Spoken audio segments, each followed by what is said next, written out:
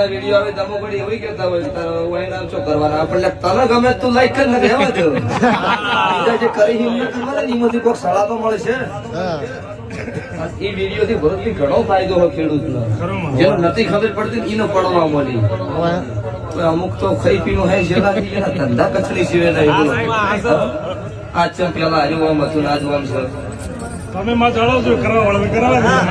એમ કરે કોઈ વેદ સભાવાળું નહીં આપવા બસ